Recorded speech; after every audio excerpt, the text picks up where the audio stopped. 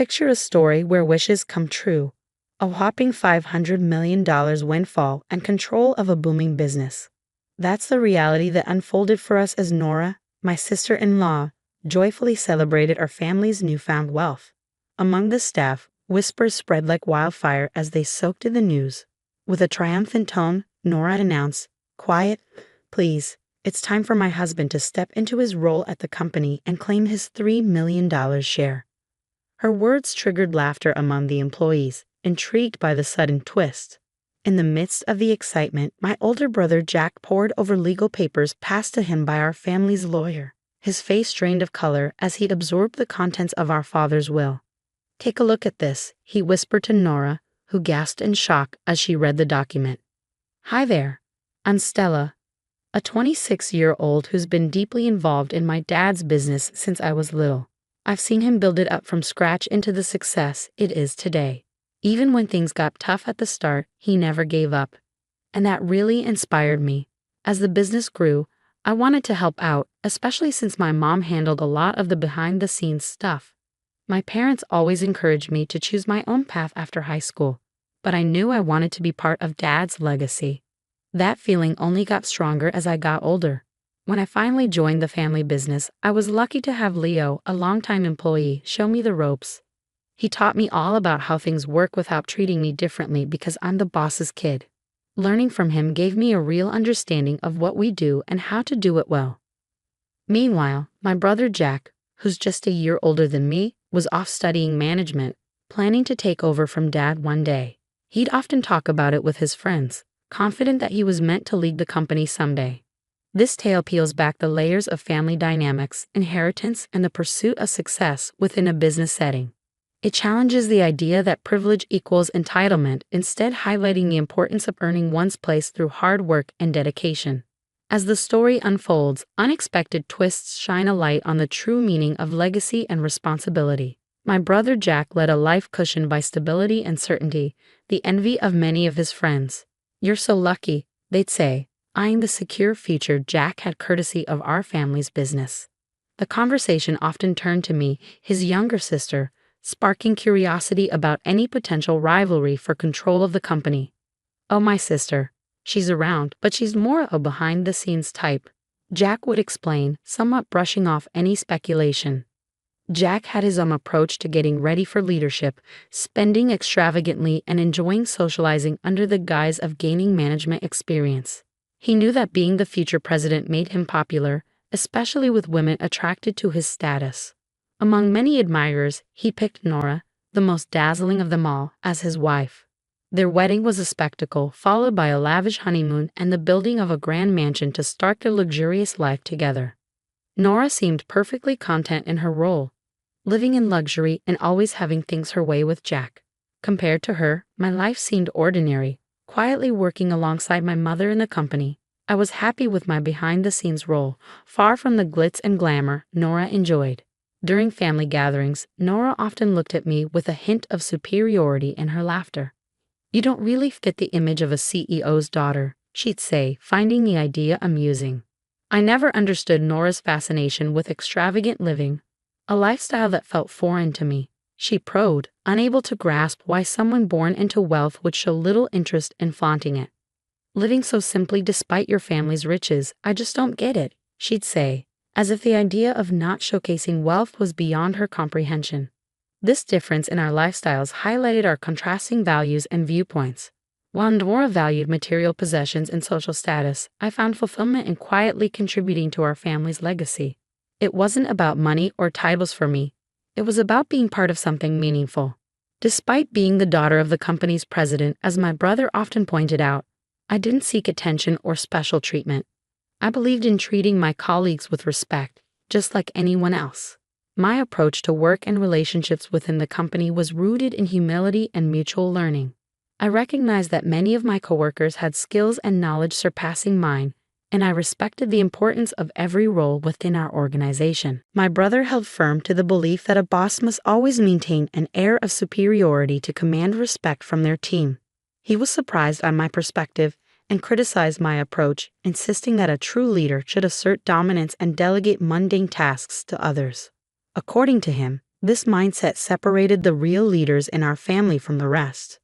When I tried to defend my viewpoint, stressing the importance of respecting all team members regardless of their role, my brother quickly dismissed my arguments.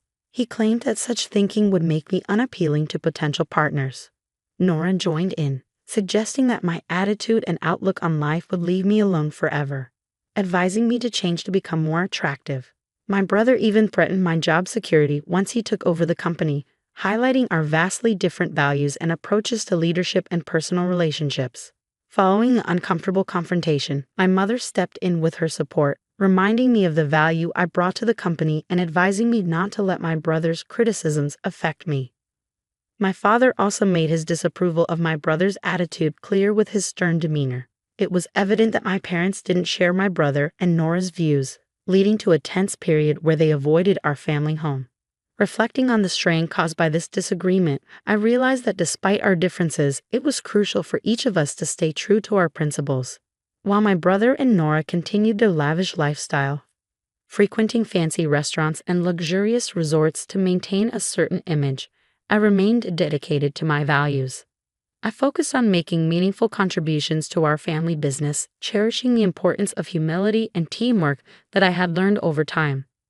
Jack was on track to become the president of our father's company, a role he was being prepared for as our father worked diligently to expand his business. One evening at home, my father suddenly felt intense chest pains. Worried, I urged him to stay calm while I called for an ambulance.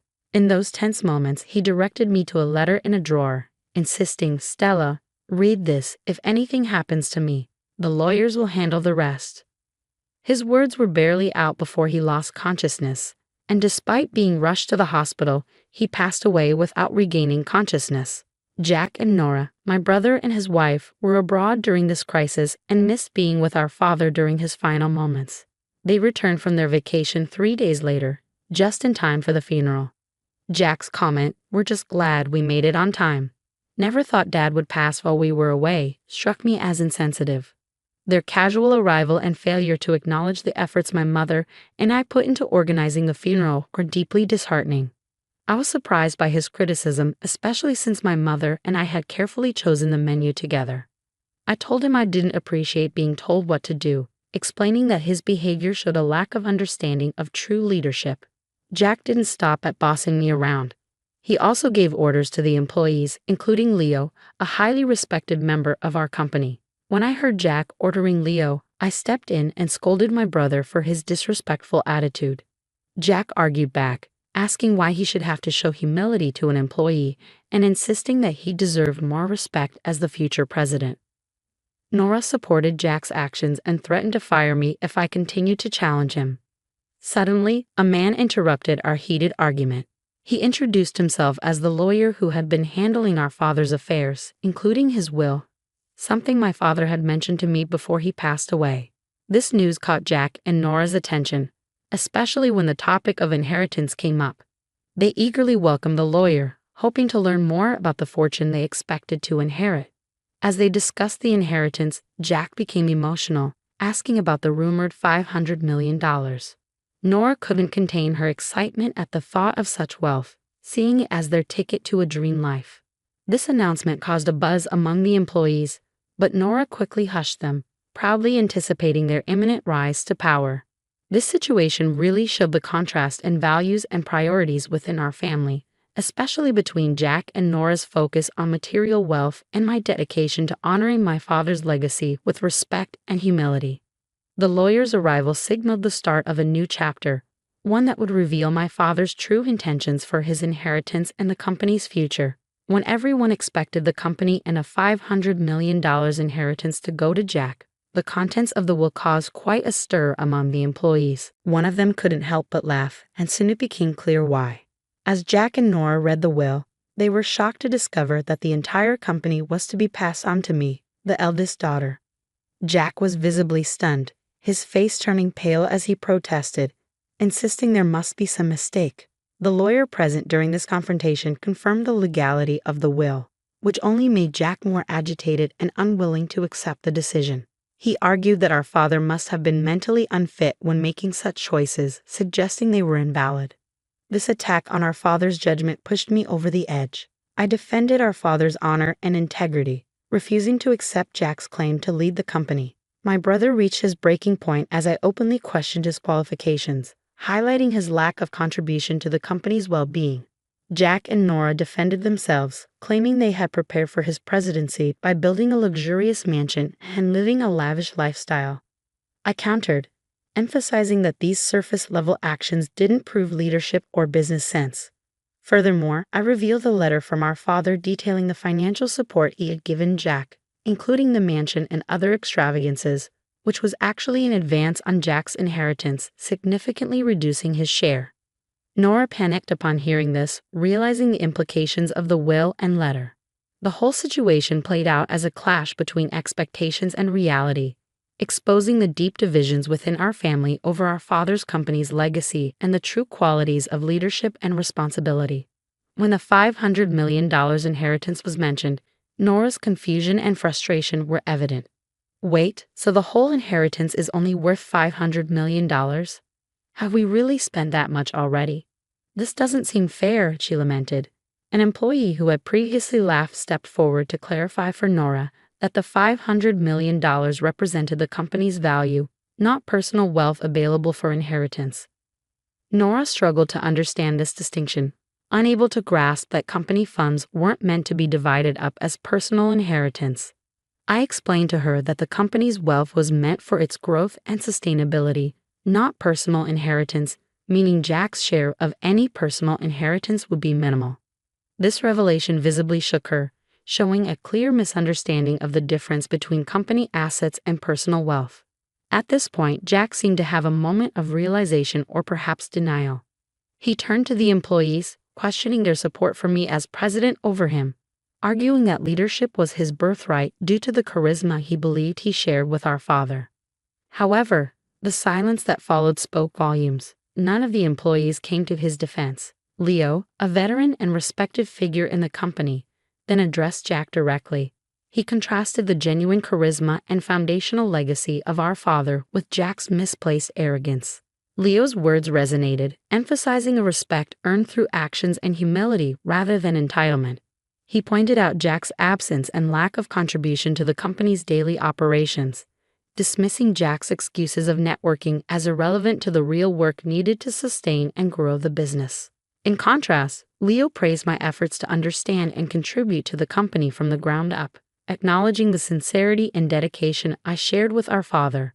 This endorsement from Leo and the collective agreement from other employees highlighted a shared acknowledgement of my suitability for leadership, based not on entitlement but on commitment and respect for the legacy and future of the company. Touched by their support, I felt a renewed sense of responsibility and gratitude. The employees' acknowledgement of my efforts and their trust in my leadership validated the path I had chosen, one that honored my father's values and our company's collective ambition. I thanked the employees, recognizing the unexpected turn of events, but emphasizing my dedication to the company, a passion inherited from my father. I asked for their ongoing support, and their warm applause strengthened my determination. I then emphasized the importance of every team member, stating, "Anyone who disregards this isn't fit for a leadership role," hinting that even a president could be held accountable. Jack was taken aback by my words. "What do you mean? I'm your brother, and you're saying you'd fire me if I were president?" Jack protested, confused by my prioritization of competence over family ties. He looked for support, but the employees' cool responses indicated their agreement with my viewpoint. Feeling isolated, Jack and Nora swiftly left the scene. After the incident, Jack found himself without a job, relying on the modest inheritance he had received, which quickly dwindled. "Can you lend me some money, Stella?" he later asked. However, faced with his ongoing lack of effort to find work, I was put off by his dependency. I advised our mother against offering financial assistance, pointing out his fall from grace and the loss of his once supportive friends. Nora, who had envisioned a life of luxury as the company president's wife, also received little sympathy from her social circle after these events. Eventually, financial strain led them to sell their mansion, a temporary solution that briefly restored their extravagant lifestyle but proved unsustainable in the long run. Their savings dried up, and when they finally considered getting jobs, their lack of experience and their tarnished reputation made them unemployable. These events highlighted the consequences of entitlement and the importance of hard work, humility, and maintaining good relationships. In the ups and downs of life, Jack found himself in a new role far from his previous aspirations. He secured a part-time job at a convenience store, a significant change from his earlier plans. This job, unfamiliar and challenging, placed him alongside younger colleagues who often noticed his lack of experience. It was a humbling experience, forcing Jack to confront the realities he had previously overlooked. Nora also experienced a significant shift in her daily life. Her days as a full-time housewife, once filled with leisure and luxury, were replaced by the demands of part-time work. She took on a role as a cashier in a supermarket, working long hours for modest pay. This new chapter for Nora was marked by hard work and perseverance, a departure from her previous expectations. As my brother and sister-in-law adjusted to their new circumstances, I utilized the knowledge and insights gained from my behind-the-scenes work in the company. With the guidance of Leo and our dedicated team, we concentrated on expanding the business, drawing strength from the challenges we encountered. The ordeal with my brother not only tested our determination but also strengthened our unity. Together, we strived to honor my father's legacy by growing the company and fostering a sense of community and achievement among our employees.